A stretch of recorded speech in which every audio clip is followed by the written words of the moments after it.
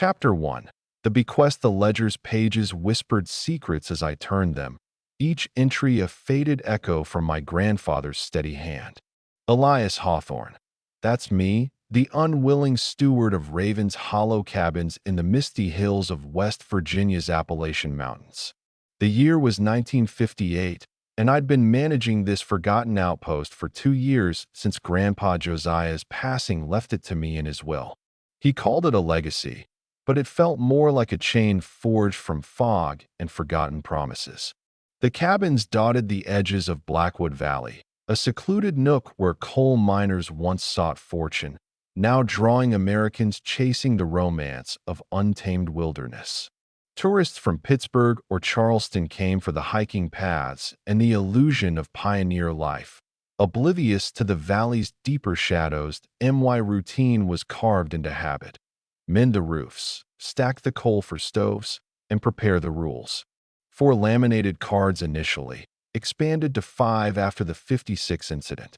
Grandpa started with 3, added 1 after the '32 trouble. I'd kept them simple, not to frighten the paying folk. The phone in the office jangled, piercing the afternoon hush. New booking, the Reynolds family from Pittsburgh. Parents John and Mary, kids Sarah, 16, and Tom, 14. Arriving tomorrow for a week in Cabin 5. Americans through and through, probably steelworkers seeking respite from city smoke. That I loaded the pickup with necessities, fresh linens, a new hasp for the shed, coal buckets, and the cards. The drive up the rutted dirt track took 30 minutes, the engine grumbling over roots and rocks. Mist hung like veils among the oaks and hickories, the air thick with the scent of damp loam and wild rhododendrons.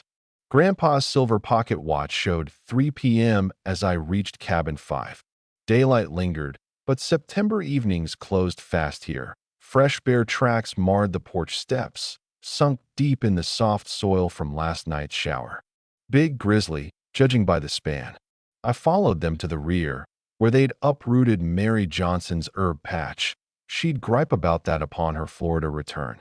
The pantry window latch dangled loose, twisted outward, though no gales had blown. I added it to my fixed list and shouldered the door open, the frame swollen from humidity. Inside, I performed the ceremony. Rule card on the kitchen table, braced against the kerosene lamp where parents would notice first. Another on the hall bench. 1 in each bedroom atop the dressers. The teens might scoff, use them for kindling, but I'd fulfilled my part. I stocked the coal scuttle, checked the well pump, tested the storm shutters. Practical safeguards that preserved lives. Unlike the last 2 rules shielding from the valley's true tenant, you couldn't scribe, "Don't admit the watcher of these hills," lest it claim your voice, without emptying the ledgers. On the porch, I nearly missed them. 5 parallel rakes in the railing, gouging through the varnish to raw oak. Each furrow about 7 inches, spaced like talons, but too uniform for any beast. 2 calculated for a panther's mark. Panthers slashed wild. This was etched that I knelt, tracing 1 groove. Borders crisp, no shards. Fresh, maybe a day. I snapped photos with my brownie camera, angling for depth. Grandpa had inked similar in his ledger.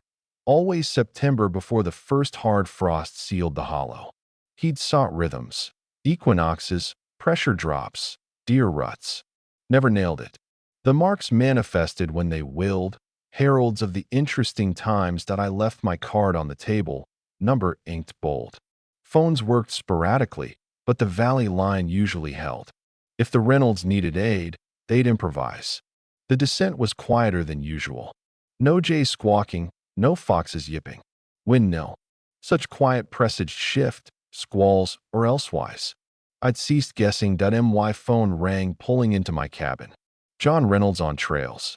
I sat in the truck, pondering.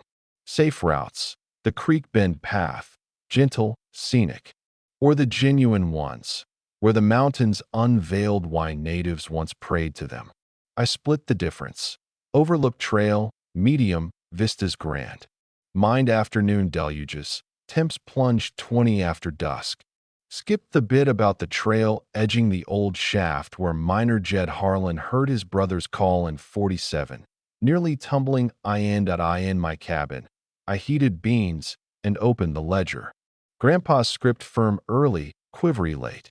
September 1928 entry clear. Tall observer at cabin 5. The Millers from Charleston rapped at 1 a.m. Courteous voice claimed lost. Millers nearly unbolted but minded the rules. It named them all, even the pup's moniker. Rap till dawn. Prince mourn. Pawed, not bear. Something elder. The line that stuck. It knew our whispers ere we voiced them. I washed the pan. The Reynolds would arrive tomorrow, likely noon if Pittsburgh traffic eased. They'd jest at some rules, heed most, deem me quaint but safe. Teens grousing no radio. Parents adoring the view. If lucky, that's all. Snaps, yarns of the odd hill man. If not, rules for that. I bolted the door, chained it, latched windows. Grandpa fixated on ingress, doors, windows, chimney even. After what I'd seen last fall, in tattered miner's garb from the 20 strike, politely seeking warmth from the chill, I comprehended. Motion light snapped on outside. Likely a coon. Usually was. I killed the kitchen light, left porch aglow, bedded down. Tomorrow loomed. Chapter 2. Arrival. The Reynolds sedan rolled in at 11:30 a.m. Pennsylvania, plates mud splattered. John Reynolds stepped out first, stretching with vigor, eyeing the property like valuing ore. 40s, sturdy, steel mill foreman from the handshake. Elias Hawthorne. John. This is heaven. Mary followed, smile warm, homemaker grace. Sarah, 16, emerged ear to radio static. Tom, 14, lugged a suitcase, gazing at the peaks.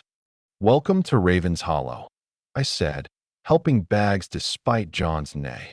Americans, polite, self-sufficient. Inside, they marveled the rustic, the cast-iron stove, patchwork quilts. Roll card caught John's eye. Thorough. Never answer calls after midnight? He chuckled, but I leveled. Wildlife, drifters.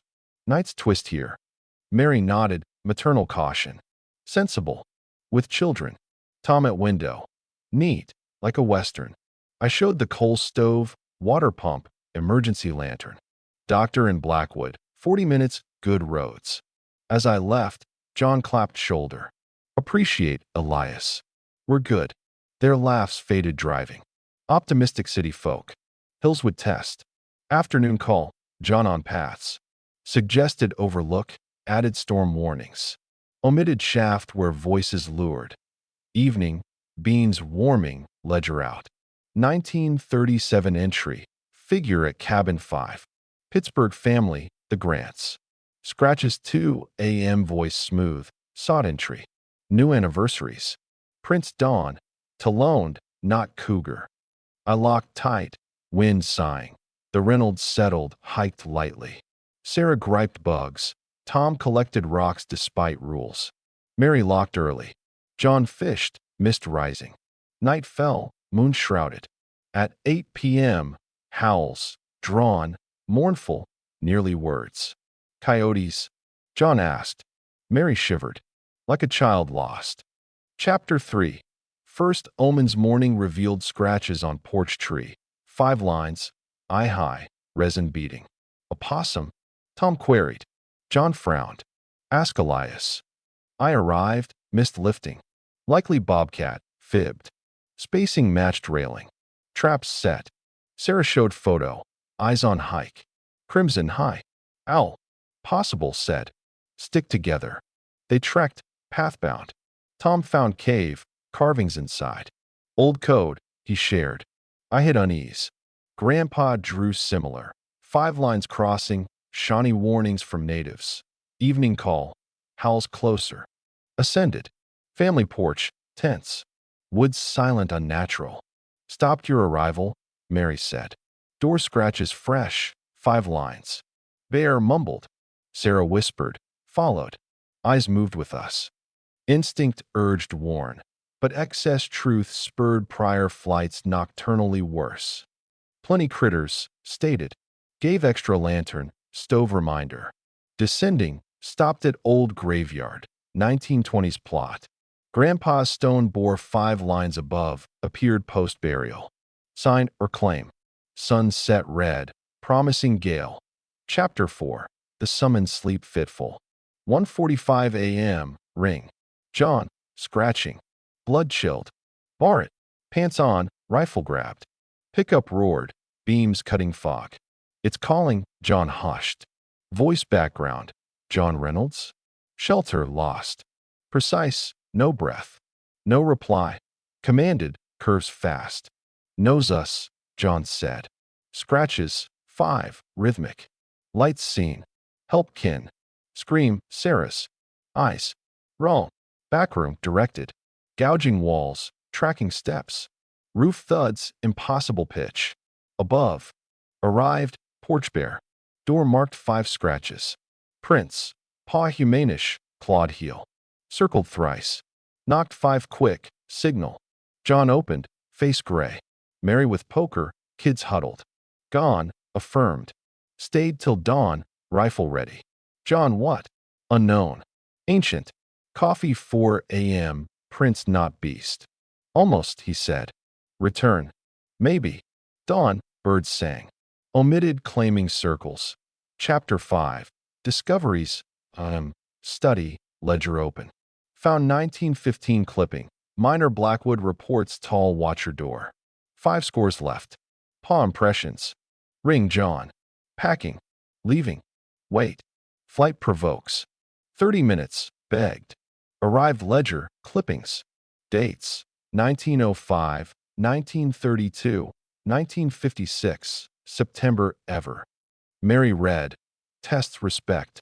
Sarah. Cave marks. Same 5 lines. Photos matched. Running scene rude. Explained. Family 48 fled. Car empty road. Doors open. They stayed. Boarded. Trial, Tom said. Hill spirits tales. Secured cabin. Beds moved. I parked hidden, watching. 11:50. Shape emerged. Tall. Horned silhouette. Stood hours. Vanished shadow. Prints. 5 circles. Tightening. Felt it. Claiming, Mary said. Frost forecast. Chapter 6. Heightening freeze early. Returned midnight. Lofty. Antlered. Clad ragged hides. Mary Reynolds. Entry weary. New details. John's job doubts. Sarah's hidden journal. Door splintered push. Stepped forward. Honor hills. Age. Guardianship. Guest temporary. Follow codes. Paused. Drew 5 lines air. Acceptable. For now. Backed. Gone. Chapter 7. The Grotto Curiosity drove. Grotto hike. Marks narrated. Natives offering horned being. Gaining shield. Then miners breaking pacts. Agreements shattered. Murmured. Sarah touched carving. Warm. Gale unnatural. Cabin return. New rakes awaited. Pittsburgh kin call. Safe stay. Safety eroded. Chapter 8. Confrontation snow started 8 p.m. Seasonal first. Cabin fortified. Family inside. I joined. Rifle set. Steps circled 10. Then scratches. Voice beautiful. Tom Reynolds. Harbor storm. Door exploded thrust. Wood rending. Forward. Venerate mountains. Antiquity. Protection. Visitors fleeting. Adhere rules. Halted. 5 lines ether drawn. Adequate. Now. Reversed. Dissolved mist. Chapter 9. Departure dawn packed. Hills thanked aloud. Departed. Wind approved. Follow. No bound here. Tom number gave. More history later. Grotto venture. Mark's packs showed. Tributes safety. Shifted fear miners forgot. Breeze answered. Single rake porch. Rule 6 added. Gratitude leaving. Chapter 10. Inheritance alone. Etched events ledger.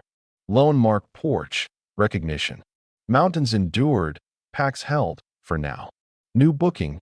Americans again. Cycle on. Appalachians watched. Primeval. Patient. Agreements fragile. Yet sustained. For now. Conclusion.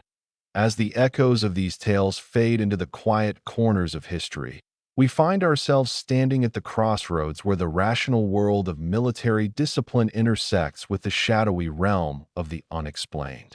The stories of Sergeant Marcus Statera and Private First Class David Griffin in the desolate expanses of North Fort Hood, Texas, in 1992, and of Staff Sergeant William Billy Harrison and Corporal Samuel Sam Anderson in the steamy jungles of the Philippines in 1943, serve as stark reminders that the battlefield extends far beyond the visible enemy.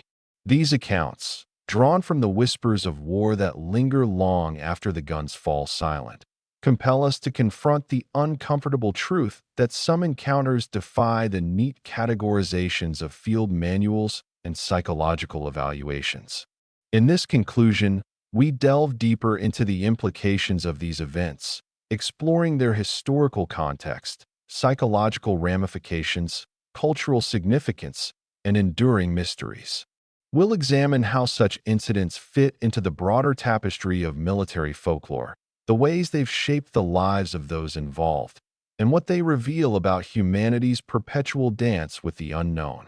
By weaving together threads from both narratives, we aim to illuminate not just what happened, but why these stories persist, haunting the collective memory of soldiers and civilians alike. Let us first revisit the Texas incident, that eerie night in early May 1992, when Statera and Griffin found themselves guardians of sensitive surveying equipment in a remote training area. North Fort Hood, a vast 340-square-mile wilderness, was no stranger to isolation. Established during World War II as a subcamp for the main installation, it had housed thousands of troops preparing for the European and Pacific theaters. By the post-Cold War era, with the Soviet Union dissolved and military budgets tightening, such outposts had become relics, sparsely manned, used for specialized exercises like artillery calibration.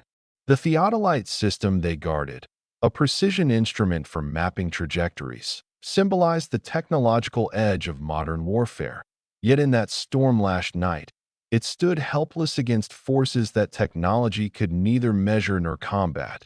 The storm itself was a classic Central Texas frog strangler, as locals call it, a deluge born from the collision of Gulf moisture and northern cool fronts, unleashing lightning that mimicked artillery barges and winds that could uproot tents.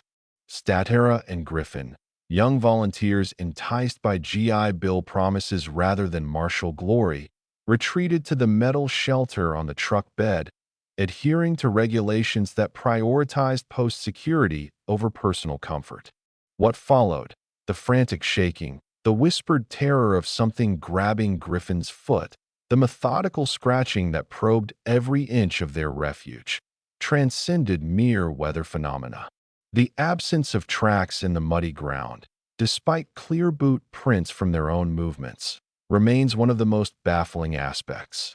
In a landscape softened by rain, where even a raccoon's paws would leave impressions, the lack of evidence suggested an entity that operated outside physical laws, perhaps phasing through barriers or manipulating perception itself. Psychologically, the impact on both men was profound. Griffin, the younger at 19, exhibited classic signs of acute trauma: trembling hands, dilated pupils, hypervigilance. His claim that "it spoke to me, said they'd be back for me," echoed the primal fear of being hunted, a sensation amplified by their isolation.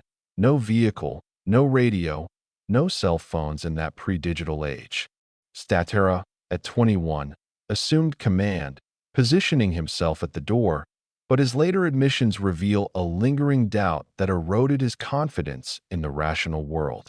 For years, they kept silent, fearing ridicule from unit mates who might dismiss it as cabin fever or storm-induced hallucinations.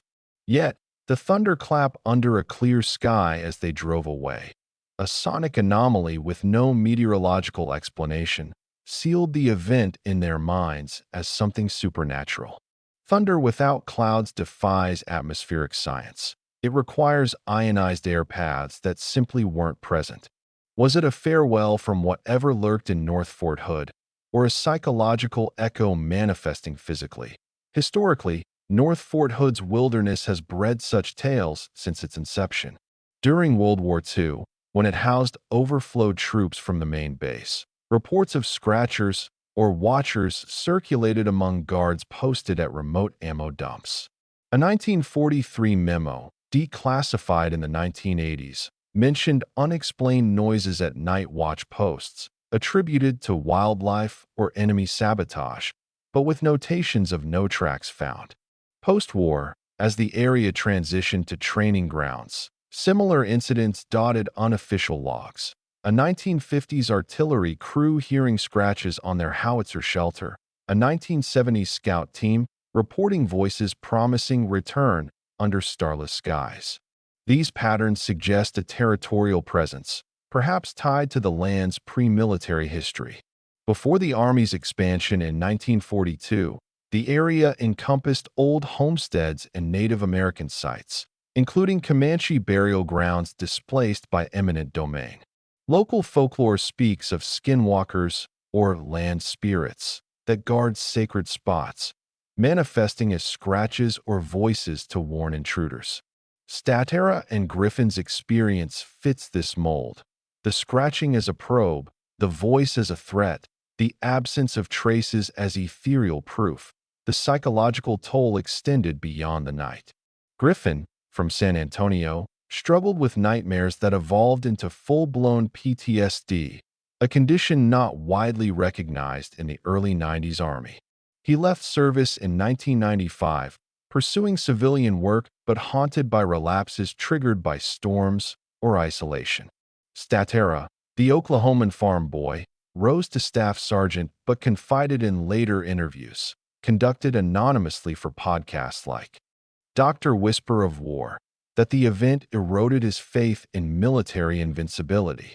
"We were trained for enemies you could see," he said, "not ones that scratch without leaving marks." Their silence initially stemmed from fear of psych evals or discharge, common in an era when mental health was stigmatized. Only in the 2000s, with Gulf War vets sharing similar desert ghosts stories, did they speak out, contributing to online forums and veteran support groups. Griffin's stroke in the 1980s cut short his reflections, but Statera's longevity to 2023 allowed him to warn new recruits. "Some posts have eyes you can't shoot." Shifting to the Philippines in 1943, the narrative of Harrison and Anderson plunges us into the visceral chaos of WWII's Pacific Theater. The fall of the Philippines in 1942 marked a humiliating defeat for Allied forces, with the Bataan Death March etching horrors into history. Yet, guerrilla resistance persisted in the island's mountainous interiors, where dense jungles provided cover but also bred malaria, leeches, and, according to locals, supernatural threats. Harrison, a 23-year-old Kansan draftee, and Anderson, a 19-year-old Chinese-American from California, embodied the diverse American soldiery, one a Midwestern farmhand, the other an urban youth facing wartime prejudice. Their escape from Japanese lines into what they believed was Leyte province, though disorientation muddled locations, thrust them into a landscape where modern warfare blurred with ancient myths.